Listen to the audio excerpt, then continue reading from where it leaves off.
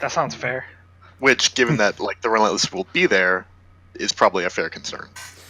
I don't remember how we got to this prime. Where was the portal? We had a It was whole... in Bytopia, yeah? Yeah. I think it was Bytopia. Yeah, it was Yeah, 2 sounds weeks right. in Some- Bytopia. Some really isolated place in Bytopia. Yeah, well, I touched a tree, so... Distance means nothing on an infinite plane.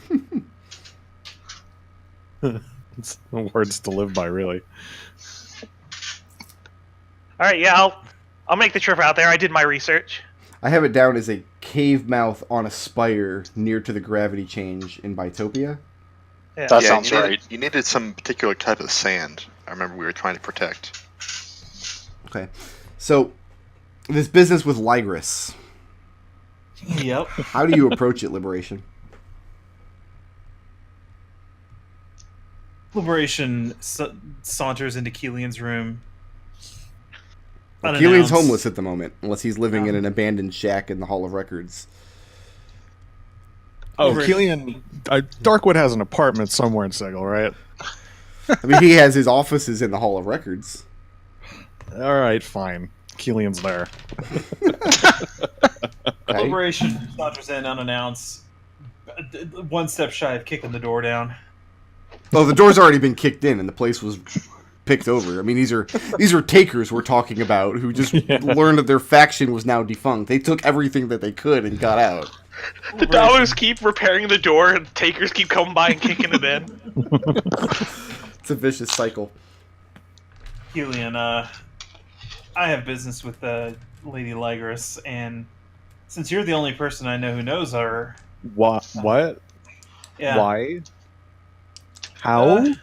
I think it's time for you and an old friend to become reacquainted. And Liberation jerks his head over his shoulder, over behind him to Rose. And her gaze is averted. She won't even meet Kelian's eyes. Do I know her? She looks like a standard Hiver woman to you.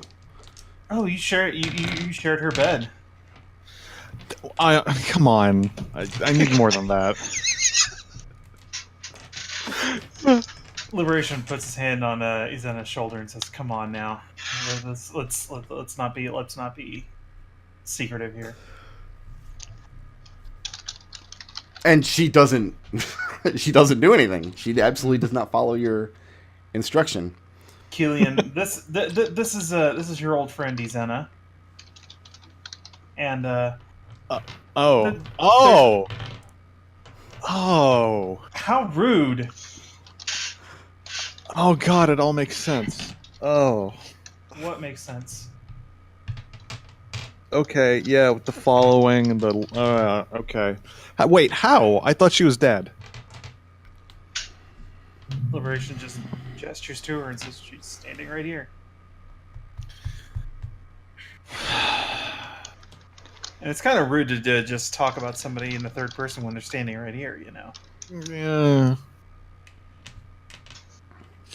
I mean, she's a fiend, so...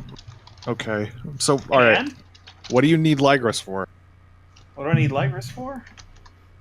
I need to know what happened. I need to know what happened to Izena here, because I had Riot do some poking around, and like the normal fiend brain stuff that happens when you're in it, like it's kind of there, but like muted or something. Like she might not be a fiend anymore. Like, and she can't really remember what happened after your little episode. How much credit is Kelian giving himself? He begged her so hard she's no longer a succubus.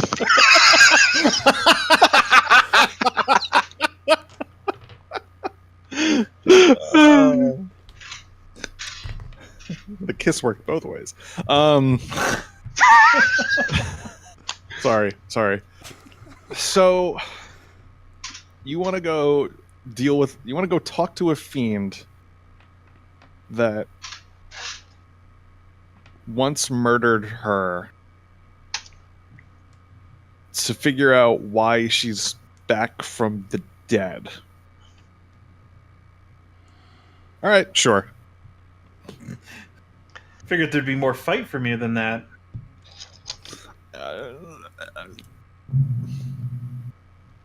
Strange times for everybody, really. Yeah. All right, so you're going to go initiate this meeting with Ligris, or you're going to wait for her to respond to your note first? Yeah, we'll wait for response first, and I tell Liberation that Kelian also has things with Ligris, but if you can afford to wait until she replies, if she replies, that'd be ideal. No, I think I'm a patient man. And a day or two later, you are contacted, in a manner of speaking. You're there refurnishing Darkwood's old offices, getting the 7th or 8th door installed. I was about to say, like, refurnishing, like, he's not spending a whole lot of money here because it's not secured in any way. Taker can just come in and take whatever, so a bedroll at most. But one or 2 days later, while you're setting about your domestic tasks, you realize Ligris' little Spinagon is standing in the corner watching you, in the shadows in the corner of the room. Look over to Kelian and says, "Hey, we got a visitor." What's up? He steps forward, and he's got this wicked smile on his terrible little face. He says that he is authorized to speak with the weight of the lady's decisions, and that she is intrigued and delighted to hear what you have in mind regarding renegotiations. Kelian gives a sideways glance to Liberation, saying probably doesn't know about her. This is in air quotes. So. But you're telling this to the Spinagon? No, he's talking to Keelan's talking to Liberation here. Okay. But in talking to the Spinagon,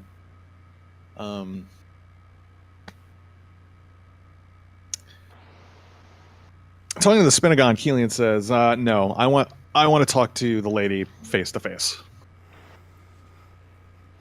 There are," and again, sideways glance to Liberation, "other things have come up that require her knowledge and information." And he says he is privy to the knowledge and information that you believe are relevant. Again, okay. He speaks with the authority of her words. To stand in his presence is as good as standing in the lady's itself. All right. So, as it stands, I have an arrangement with the lady. It says every month she gets 500 gold, and she gets unfettered access to the locksmith. That's changing. I'm not paying her the gold anymore. I will allow her to ask questions and find out information from the locksmith, as a privileged client would. But as a member on the Sigil advisory board, feel that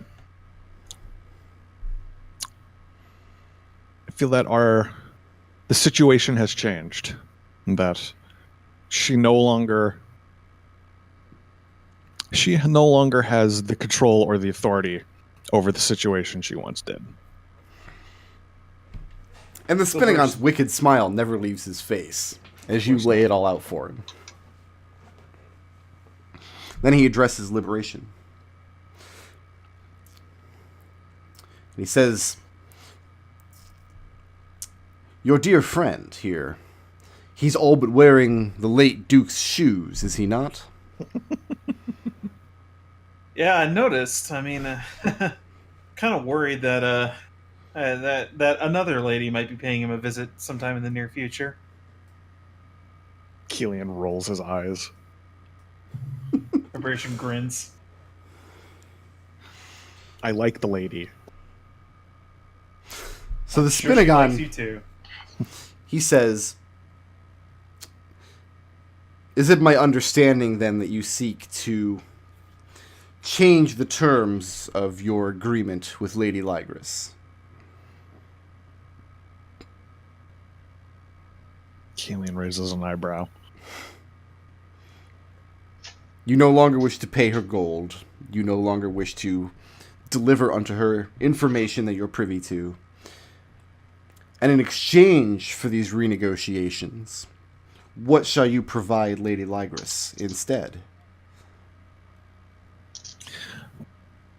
Like I said, she becomes a privileged, how do I phrase it?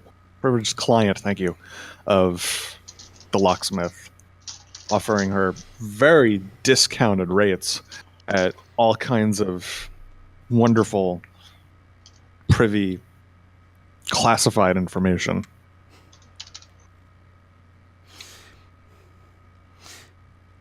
He asks in the spirit of negotiation if perhaps you have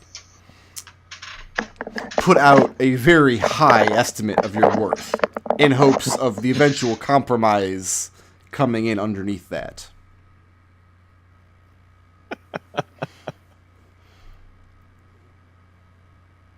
Well, I do love a good negotiation.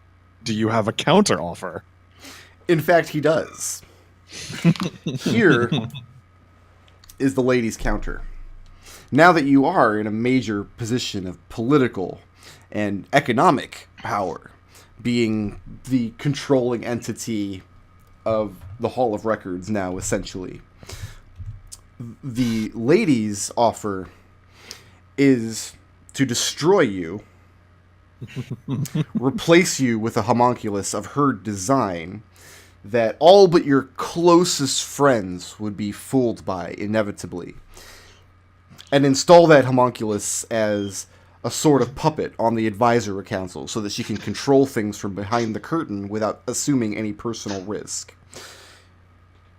Your physical form would be burned to cinder, and your spiritual form would be impressed into an eternity of slavery in the deepest pits of the 9 hells, with which she could curry favor with Beatorian allies and associates. That's her counteroffer. And Kelian laughs at the counteroffer.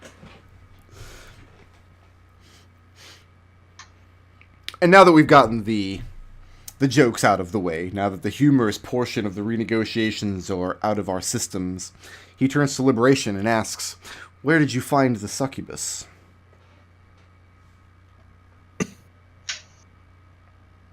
She came to me and in the hive. Tracked me down. He says that the Lady Ligris has been watching Kelian's movements very closely, Oh, no doubt. and was therefore privy to his conversation about Rose's true identity. Hmm. He says, and this is the most generous he has personally seen Lady Ligris be, most gracious, even. She is inclined to waive Kelian's monthly payment of gold if you relinquish the girl to him.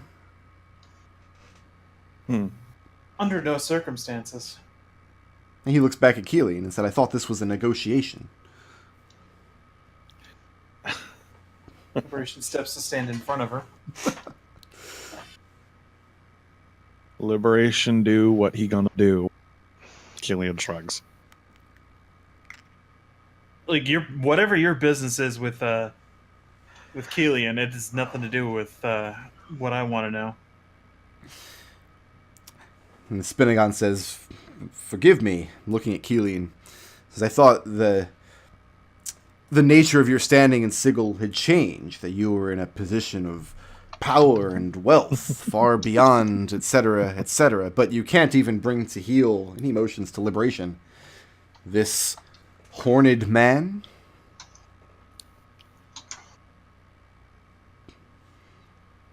I would love to see him try. Kelian rolls his eyes again.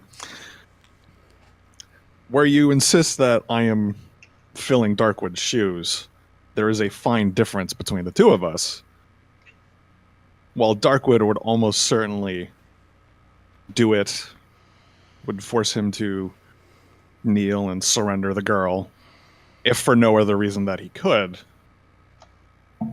I, on the other hand, choose not to.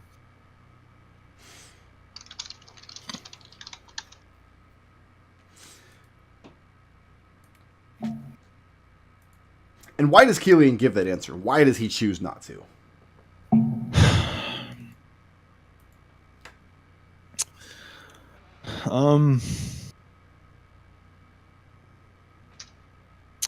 Kelian gives that answer because it's twofold. One, there is a point to be made about this is external from the business that Lygress and he are doing, but also that he knows this is a thing Liberation does.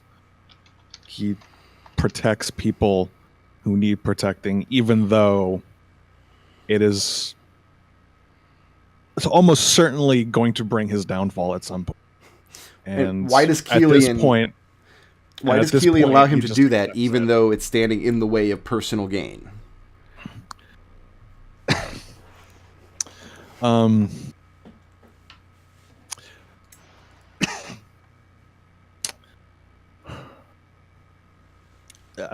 Because he has tried before. He has tried to convince Liberation multiple times to stop with the phrase Kelian's uttered before is that he's too good for Sigil.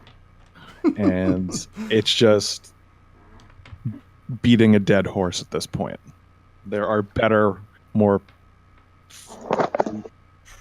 fortuitous avenues.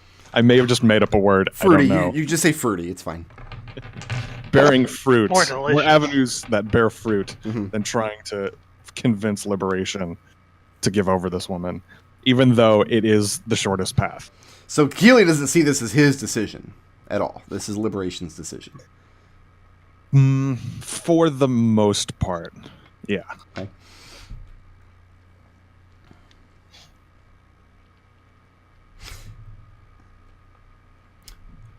He then asks, and he looks back and forth between you and Liberation a few times. He says, "It is the lady's understanding that the two of you have business on her home plane of Beator in the future."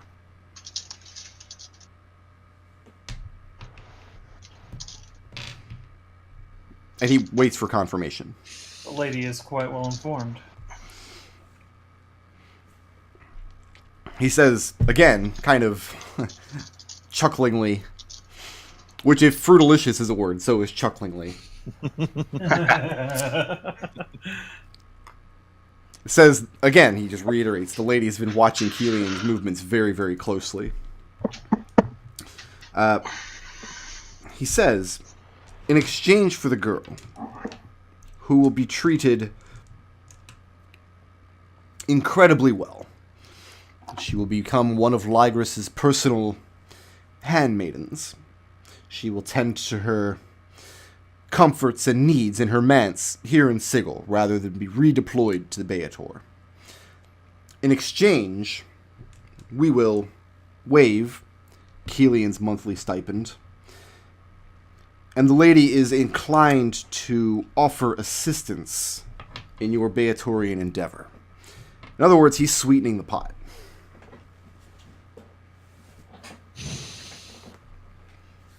And he's rubbing his little grubby hands together because he can't imagine a world in which you turn this down.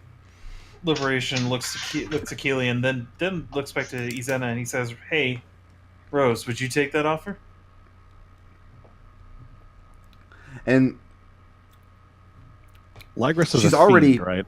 Oh, Lygress is she is an Aranese, which is a form of basically high-level Beatisu. Yeah. She's a pretty powerful fiend. So, but she's lawful. Oh, yes. Okay. Excruciatingly lawful. All right. Lyris is the type of fiend that she can't not be lawful. Izena doesn't reply. She just she's already staring at the ground, not wanting to make eye contact with anybody in this room, and she just turns her head away from you slightly and doesn't say anything. Kelian crosses his arms. It's Rose, if I've taught you nothing over these past few weeks, I've tried to instill in you a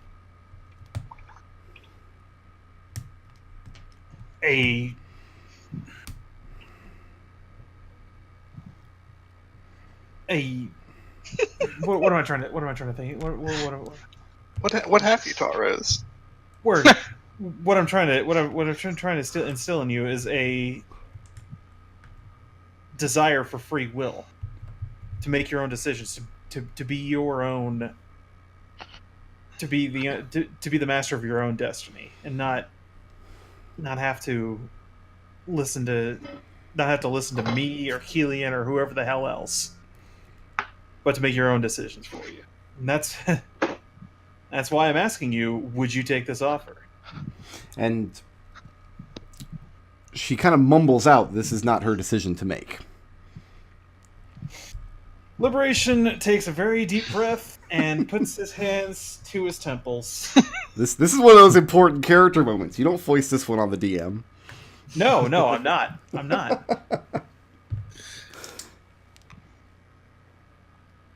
I'm sorry, but I don't make it my business of selling people. Sorry. And he says, fortunately, I'm not here to do business with you. I'm here to do business with our good friend Kelian.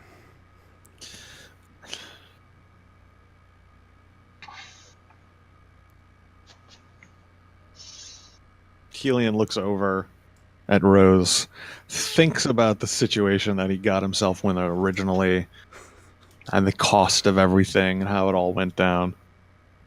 Then he looks at Liberation, and then he looks back at the Spinagon, and just says, "Oh, I think she's given her decision." So I'm about to do something that I think I've never, ever done in a D&D game, ever. I've changed a lot of players' alignments over the years. But never in this particular fashion. Kelian, Yeah. your new alignment is chaotic good. All right. That's a shame. This is You were the only standout with me, Kelian. This is kind of the last straw in a lot of consistent decisions Kelian has made over... we've had a lot of discussions about his beliefs, about how he's more inclined to make decisions for the good of his companions and the good of Sigil and whatnot. Turning down great personal wealth and assistance in their upcoming expedition for nothing more than the life of a girl who tried to kill him a little bit. So we're changing Kelian's alignment to chaotic good. Okay. So we're going to need, when we get to the end of the session, a new outlook on what chaotic good means in Kelian's sense. All right. And the Spinagon says something about how he's incredibly sorry that the lady was not able to reach an agreement with you, and that since these negotiations have failed amicably, that the current state of payments will resume unhindered. And with that, he starts backing away towards his shadowy corner again. He doesn't leave, he just kind of stands there. Well, I'm giving Kelian the chance to bust out his crossbow if he wants. Let's see how stupid he wants to get. No, it's all right. Let him go? Yeah, it's fine. Let him go. Okay. So he parts. Liberation turns to Kelian and says, "Damn, Get out. I thought you would have just..." Get out. Get out. Get out. Get out. Liberation walks out, but Kelian doesn't have to look at his face to know the incredible smile that Liberation has on his face right now. And you go to close the door behind you, but someone's already run off with it.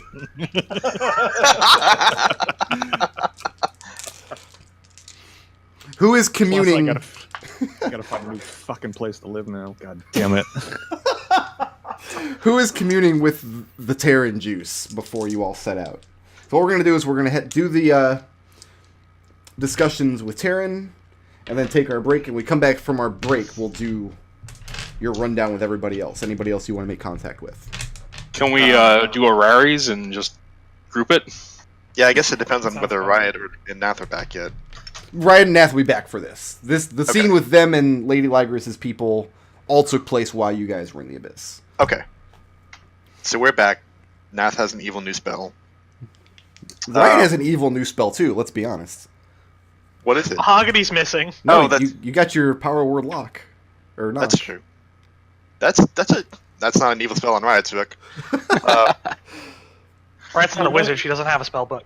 You Yeah. notice whenever Kelian's not looking and he and Liberation are in the same room, Liberation just grins a little bit. Kelian behind his back. So yeah, the five of you reconvene back at the temple. Yeah, we can all talk to the brain if you guys want to do it that way. Wait, the five of us. Is Mahogany back from that godforsaken prime? Oh, he hasn't left yet. Oh, okay. No, So I'm when not Kelian splitting shows the up- party for this. When Kelian shows up and sees Liberation and Kelian, he just looks over. Oh, Kelian. Shut up. He points at Liberation. You stay the hell away from me. I've been rereading Gunnerkrigg Court lately. I know Nodal's a big fan of Gunnerkrigg Court because he's ruined it's it really for me easy. by using his Yeah. as form avatar forever. But there's a scene in it where Coyote sniffs at these two kids who just got back from having sex. Then he has like this knowing look on his face. That's what's happened here. Is Mahogany sniffs Kelian. He's very disappointed.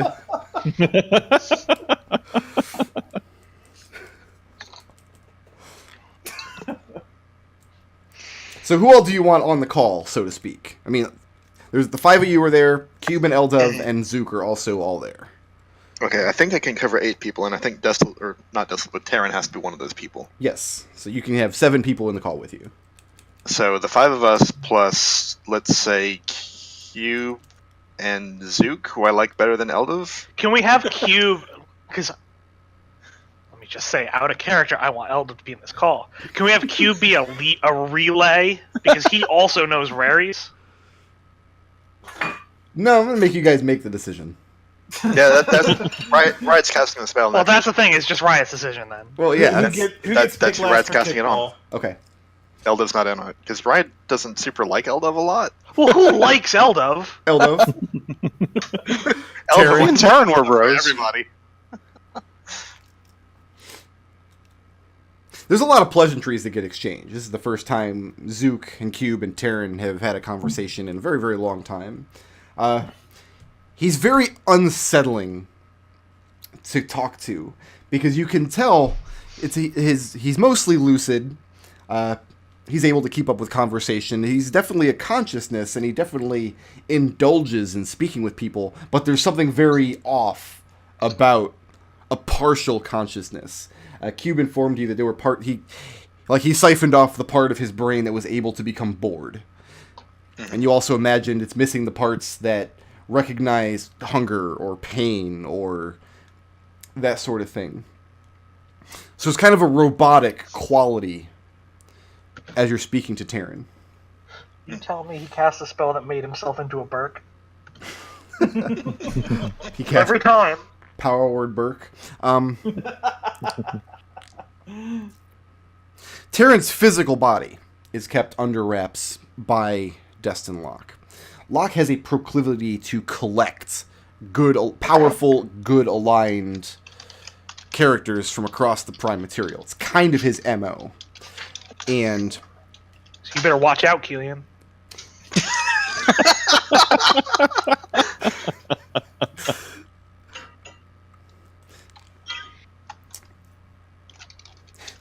Terran's body is enchanted in a particular way, in that he's blind and deaf, that he follows orders given by Locke. Locke found him much more difficult to break than a lot of his other little playthings, because he was able to cast Power Word Burke and make himself a jar of Terran juice. And again, Cube says drinking the Terran juice would probably be a very bad idea. However, all of his spellcasting abilities, all of his ability to commune with the great unknowable force that granted him his warlock powers, remains with his body.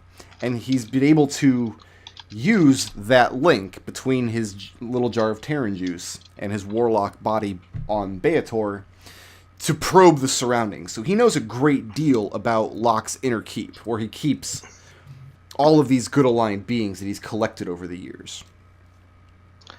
Sounds like they could be useful allies. They're conscious and alive and normal. And this... That's absolutely disgusting. Well, as for normal, he wouldn't go that far. Here's the problem. Locke's MO is to find a good aligned, powerful mortal.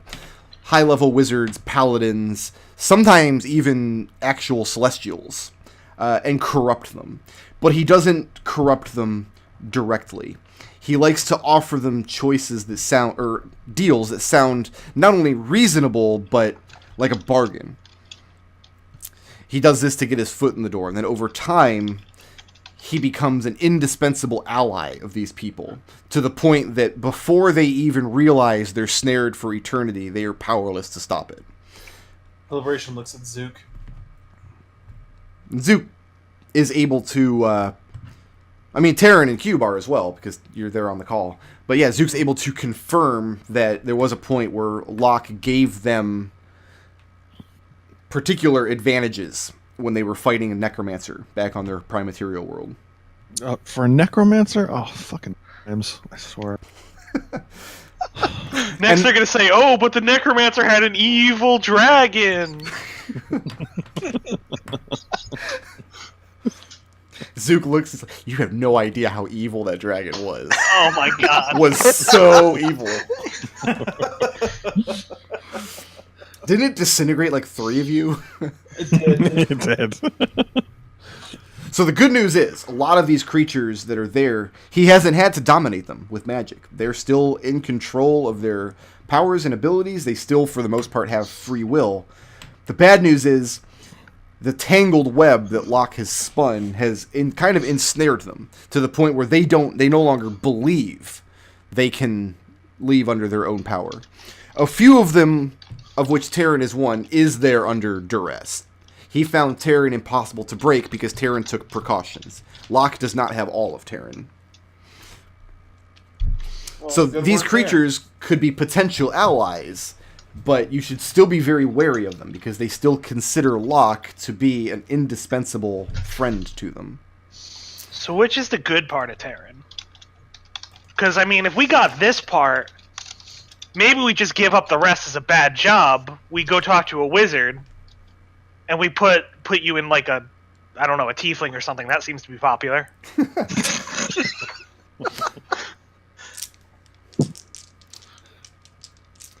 Which of the 5 of you is the best artist? Probably Mahogany. Yeah, definitely Mahogany. Okay.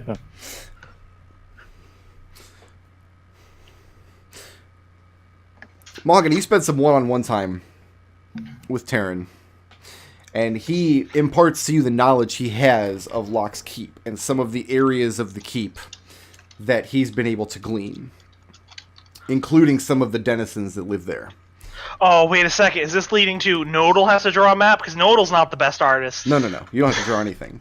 Okay. This is what Mahogany draws after convening with the Jar of Terran. And a few times you hear Mahogany wonder, are you sure? Like when he writes down an offender. It's a good word, right? I didn't have to go to fantasy name generators. I just came up with that one on my own. Oh man, I've been wondering about this for the entire campaign. Oh, we went through this entire session so far, and I didn't even sign into tabletop. I was thinking you were unable to for some reason, but I wasn't going to say anything. My body? Oh, Terran's body. Okay. His body is kept in a kind of stasis. Every now and then, Locke has use of it to... whenever Locke needs to tap into that particular unknowable force beyond the veil of reality, eternal darkness kind of shiz. Right, But- why are we rescuing you again? Wait a second here. Is Terran evil? Mahogany's asking the rest of the group. Terran doesn't... He says he's not evil, and Zook backs him up on that. Alright. If I come into contact with a powerful unknowable... Unknowable doesn't necessarily mean evil. Yeah, you're right. That does sound pretty neutral. There's a lot of things in the multiverse and beyond, in fact, that don't quite align in such a way. And in fact, Q points out that you recently actually came into contact with the literal Lady of Pain, and if there's anything more unknowable than the Lady of Pain, he's sure he hasn't heard of it. Yeah, but that's just because nobody looks into it. Because would you? So here's what Terran's able to glean from the map. The outside walls of the keep. He says this is a section of this gigantic fortress where many pit fiends operate out of which Locke is one. This is his little corner of the place where he keeps his collection, including Terran's body. He's only able to probe the outer walls of the place. The inner walls, he's not sure where they are, because the walls themselves have very powerful protections on them. You can't teleport in or out without a spell key. You're not able to plane shift in or out without a spell key. So you have to come in through the entrance. Once you're inside, however, teleportation becomes a more viable option. Right, kind of nudges Nath a little bit. The colored splotches on this map, he says, are doors. And he says there are two kinds of doors, mechanical and magical. Each room in the fortress has a particular name, a true name, the same way the devils do. And in order to open any of these golden doors, the orange splotches on the map, I don't know why Mahogany chose orange instead of using gold. Might be he's partially colorblind. Maybe Genasi biology is a little different. I have no idea why he did that. He might have done it to spite Eldov. Yeah, you know, just gold is orange, right? Get his. In order to open an orange door, if it's been locked, one has to place their hand or their, tentacle or protrusion of choice against a needle. The door collects a small quantity of blood, and then you have to speak the name of the room beyond. And if it's correct, the door will open. The white doors are... Locke calls them silver doors. Terran knows better, because he knows that fiends would never build with silver. But these are mechanical doors. These could be opened by a... Well, Zook could do it. This is the type of thing that Zook excels at. So if you guys have a guy thief, for you can that. just leave him at home. He doesn't have to come. Yay! The various parts of the map that he's labeled are areas that he's basically been able to identify in the time that he's been there. He knows some of the people currently living in the keep. He knows the use of some of the rooms. However, he does not know the real names of any of the rooms, but he does believe that some of these prisoners might. So these names you've written down, these are the names of prisoners, not rooms. Correct. Okay. So now is where we have a conversation about what you guys want to learn about this map. Can you explain anything about, aside from Locke, any of these, well, not quite proper nouns, but like Komodo or mirrors or... He says if you're looking for allies in this keep, you would not want to go to Komodo. Because Komodo is an illithid, and if there's one thing Terran knows about illithids, is that you can never, ever trust an Illithid to do the right thing. Okay. See, I told you we didn't have to worry about this No. guy. Mahogany points around the room. We're not here to rescue all the prisoners, and he points at Liberation, and then after thinking for a second, points at Kelian, because he's not sure on him yet. And he points at Nath and says, "We're not here to kill all the Illithids. How many lessons? Doesn't matter. If an Illithid pops up, I guarantee you can kill it. Free. That's a gift from me to you." I mean, it looks like it's only one door between us and the Illithid. I have a question for Terran about this map. Sure. You talk about... So, there's a bunch of places on this map where Mahogany has written down doors that don't go to anywhere, like here. How is this a door to a place? Presumably, there's a wall separating 2 rooms in that location. Mm-hmm. Something like this.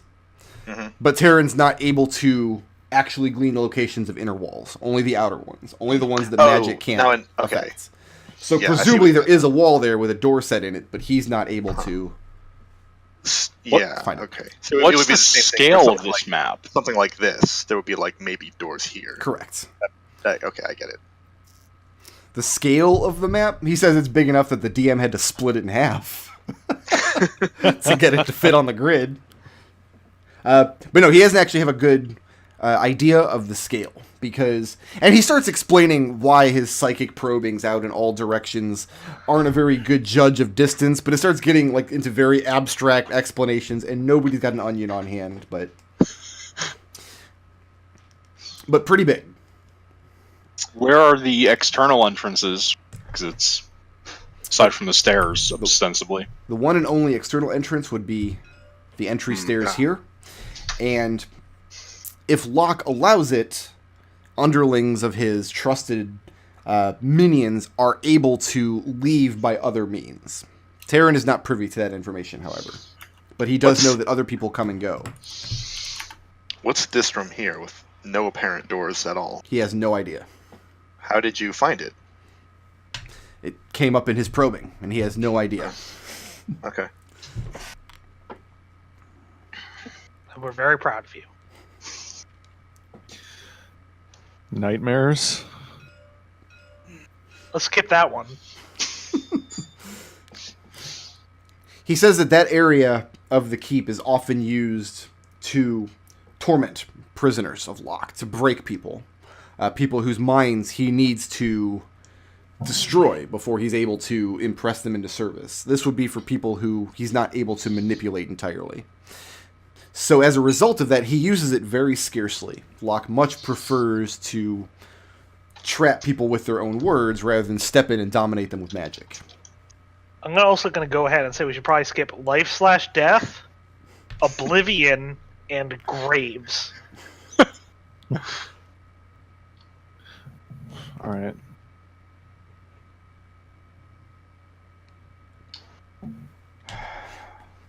He says your best bet at navigating the place is to make contact with some of the people therein and convince them to give up the room names that they know. Or you would need to use a spell that could somehow open every door in a 300-foot radius, but such a thing is just patently ridiculous. He says you would also need a distraction of epic proportions outside the fortress to draw their attention to allow you to slip inside. Oh, we got that in spades. That I'm not worried about. People tell us we're extremely distracting. So these entry stairs, these come up from the pool? No, this is inside this mile-high fortress somewhere. This is just one point okay. inside that massive fortress. So these just go somewhere downstairs into the fortress. These are not the entry of the fortress. Nope, that's just the entry of Locke's inner keep. Alright, so I'd like to learn a little bit more about the rooms that are accessible without opening a door or knowing a name. Mm-hmm. So that would start with the stairs, obviously. Then we have Edwina. Terran says he's quite fond of Edwina. Edwina is a warlock, like he is, whose patron is the Great Unknowable, like his is. Edwina is one of Locke's 2 keep guardians.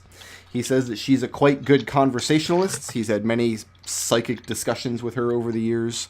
But that she's very loyal to Locke. She considers Locke to be a good friend.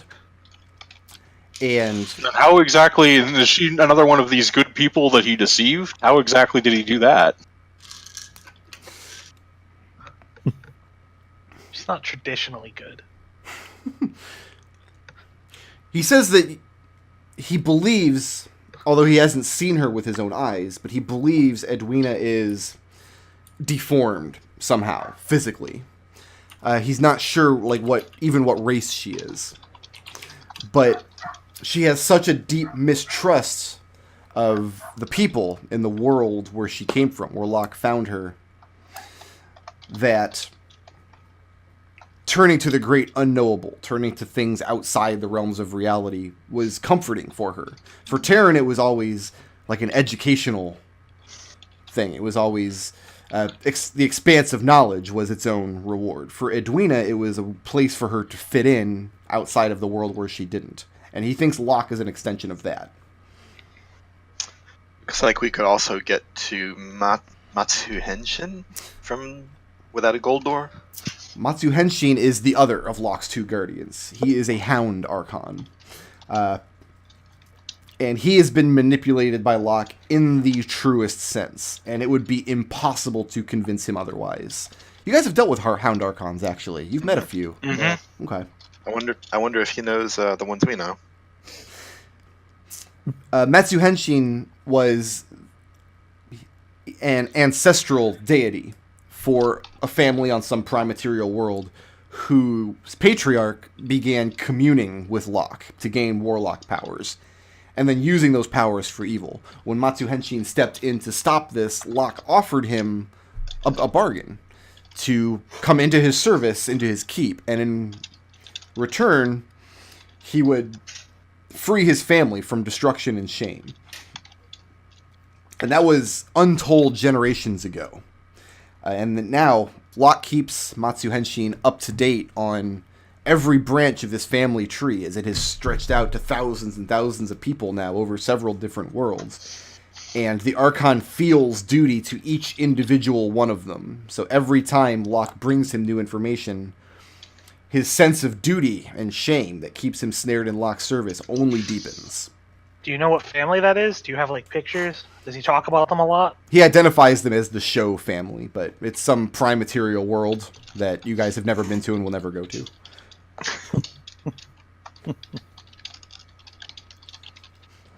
Okay. And then we could maybe get to the Keeper here. The Keeper is a being that Terran describes it as straddling the line between consciousness and sleep. He's not sure if the Keeper is a prisoner of Locke's, or if it's simply a biological construct that Locke uses for some particular purpose. It can speak, but there's no emotion or personality to what it says. Locke entrusts the Keeper predominantly with secrets to do with the Blood War. Alright, so I'm marked down on there, don't care. Does it dream? Terran doesn't know. That looks like about as far as we can get without a gold. Is there anything noteworthy in the center steel?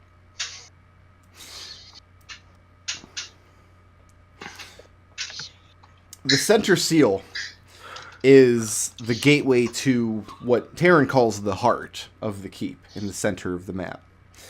He says that all of the magical energies that bind this place together and bind the unwilling prisoners to Locke's service involve that seal in some way.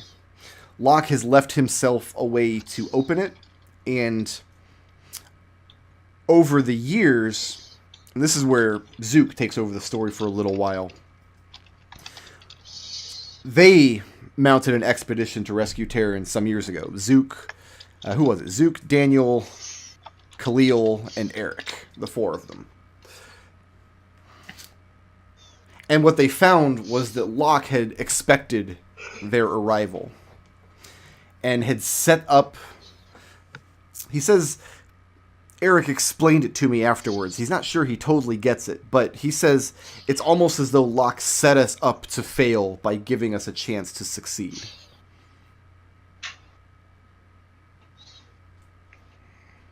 If you can undo that seal, it would undo the entire keep.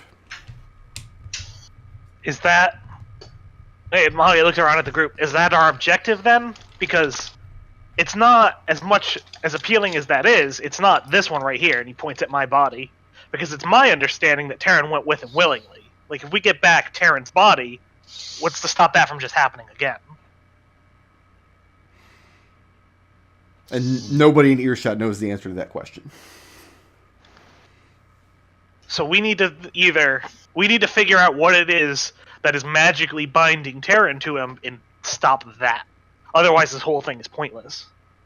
Well, it wouldn't be pointless to break the seal and weaken the other defenses, the ones that are magically bound.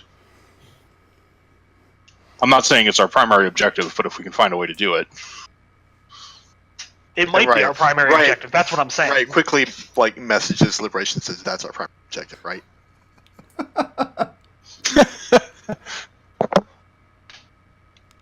And Mahogany says, in physical terms, to Nath, he says, that might be our primary objective. That's what I'm saying. Maybe the seal is what is binding these people here. Liberation responds to Riot, damn right. So, or not, because we just heard Edwina and Suhenshin are probably there of their own accord. Yeah, but that means they're not on us. We're not there to stop people from being where they want to be. We should probably contact Eric and find out more about this center seal thing, about being set up and giving an opportunity. However, Zook just described it. Yeah, I agree. Because we should not make the same mistakes that they did. Okay, but here's my counter statement. Eric seems terrible, and why would she want to work for him? Maybe we get our good, chaotic, good friend, Kelian, here, to offer her a job. Kelian is thinking about just putting a bolt through Mahogany. That might bring you back down to chaotic neutral. Because, as good as he is, Kelian's not terrible. Liberation will remember that. What about... You ever met Discordance? It says Discordance is one of Locke's recent warlocks that he's taken a particular shine to.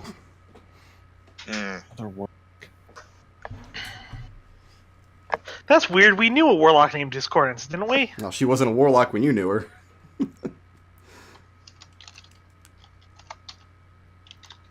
Right, she was a witch.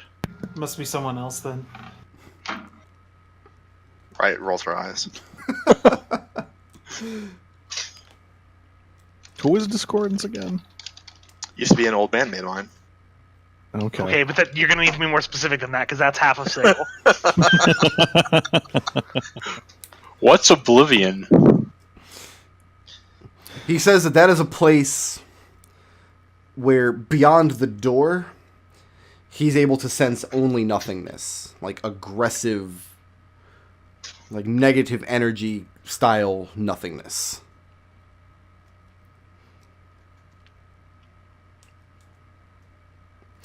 In all of his term here, he's never known that door to be opened.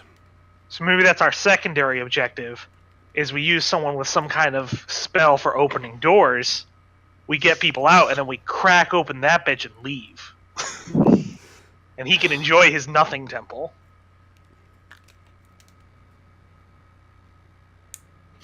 A big nothing burger. There's a I'm barracks assuming... over here. Sorry, go ahead. Who staffs the barracks?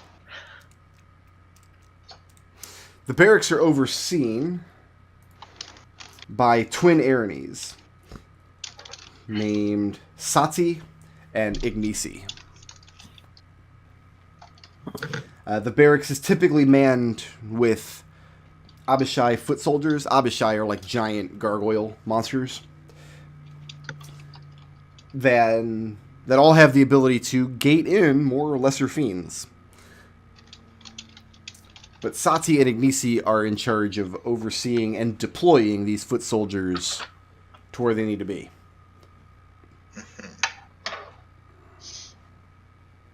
So we need some sort of anti-riot to lock that door. Like a chwar. I suppose it's wishful thinking to assume the spirit's more than just a bar. He says that's his understanding. Oh. So that's your primary objective. So you have to go through 2-3 blood doors just to reach a bar.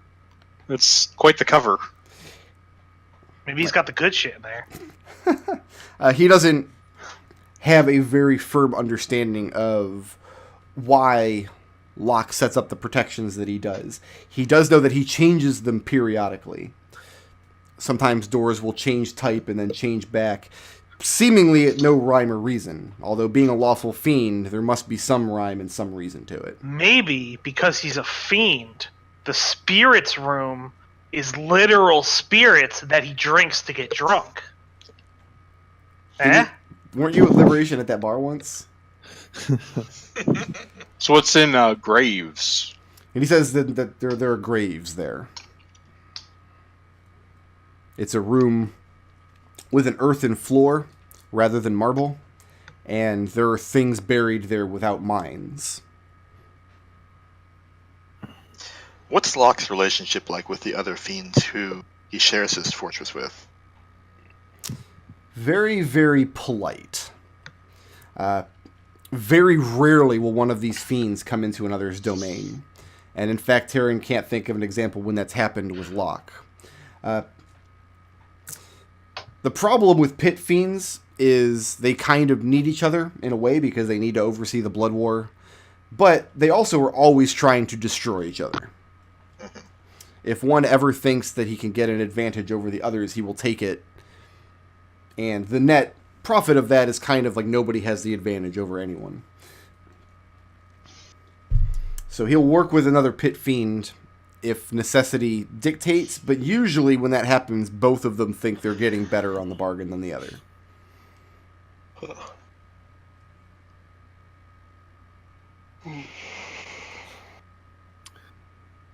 And the room labeled Locke. That's Is that Locke's where his- personal quarters. Personal quarters, okay. Right Not next to like- the spirits.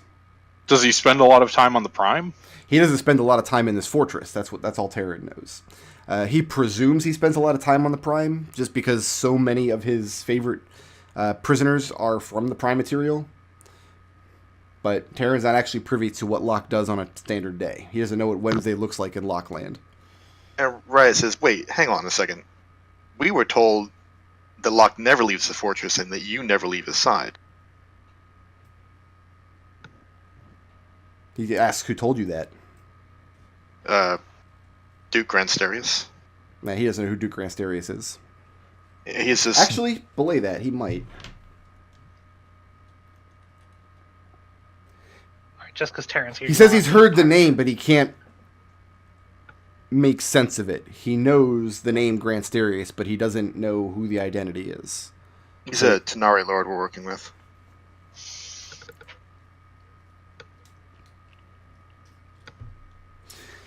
He says he thinks he knows the name Gransterius in relation to Thusius, whose room is down at the bottom of the map here. Is Theseus another Tenari or something? He doesn't know who or what Thusius is, because that area of the map has a lot of powerful abjurations that he cannot push through. Well, wait. If he never left the temple, how would he have gotten Terran in the first place? That makes sense, but I wonder why would Gransterius have told us that? No, I believe Terran more than I believe Gransterius. Don't get me wrong. If Terran says Gransterius is really there, then I believe Terran. Maybe he's always there in spirit. Eh? No, the spirits are over here. Yeah. But then there must be some reason that Gransterius lied to us. incomplete information? I mean, if you're such a powerful fiend, you don't want to make yourself look like you don't know what's going on, and maybe you didn't expect us to survive long enough to find out. Could be. And Terrence suggests if you want to tug at that thread, you might seek out Thusius and find out more.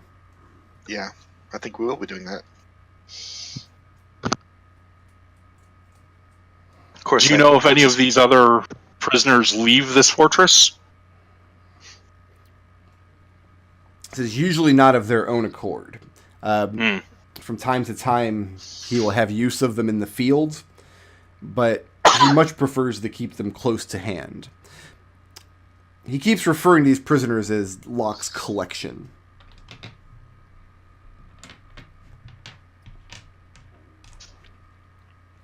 One that takes the field, meaning like a sortie in the Blood War from time to time, is Enethender. Terrence says that he fears the creature Enethender more than any of the other minds he's touched in this keep. Because Enethender is a corrupted celestial. Absolute law and good, corrupted by Beator. There's no telling what that thing is capable of. He's not even sure of the thing's form.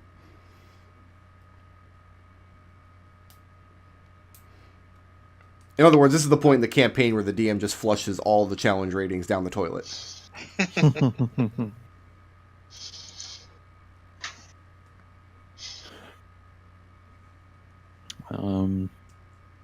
What does he keep? Yeah, what does he keep records of? Yeah. Blood War information, primarily.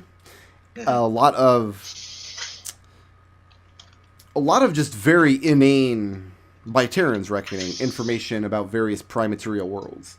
Locke has a great love of maps and of like chivalry from across Primaterial worlds. He is very interested in family lineages, very interested in economic trade. Terran's reckoning is that that's the easiest angle to attack and corrupt mortals from.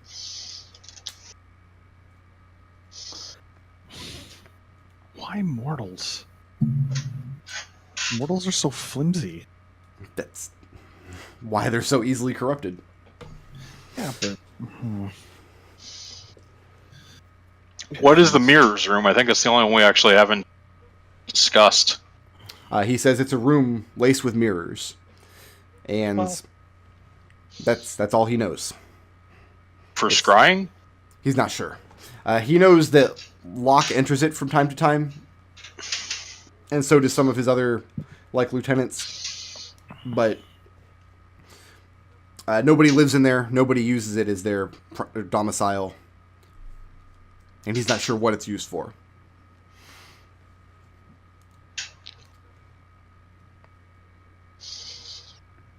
Okay. I assume the forge is to provide weapons to the people of the barracks? It is. He actually knows the name of the fire giant that works there. The giant's name is Acrophes. Acrophes is another trusted servant of Locke's. And Terran thinks that Acrophes is a very dim man, not the smartest bulb in the chest. The difference between Acrophes and a lot of Locke's other playthings is that Acrophes is of an evil nature. He's a fire giant. Locke has enchanted him to be much smaller than a typical fire giant, so now he's about the size of a man. And Acrophes is convinced that Locke did this for his own good, so in return, Acrophes works Beatorian green steel for him. This is absolutely disgusting, Liberation says. And Terran asks if you know what the word evil means. Like a succubus. Like the opposite of Kelian, right? Like the opposite of Kelian, yeah. Always hits a nat 20.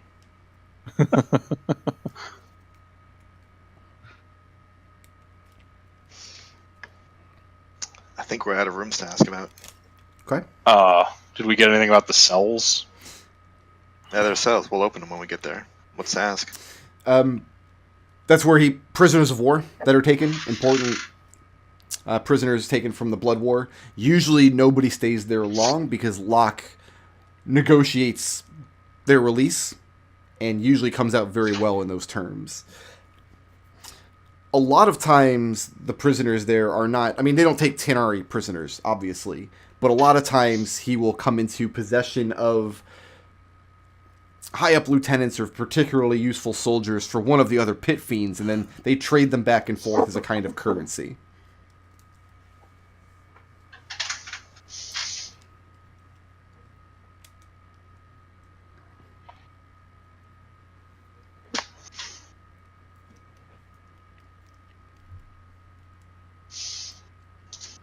All right, so we're about ready to start. Well, we're going to take our break next. Yeah, And I guess come sort of my back. last question is that Taryn doesn't know much about this Oblivion, but what does he think would happen if this door did open? He doesn't know. He says he can only speculate. It's one of two places on the map that he senses very powerful negative energy. The other one being the room labeled Life Death. And yeah, he doesn't know. He thinks it's very strange that he's never known that particular door to be magically bound. It's always been a mechanical lock, but he's also never known it to be opened. Okay. That's my last question. Okay. So we're going to take our break, and when we come back, you guys will negotiate some final preparations from the old guard.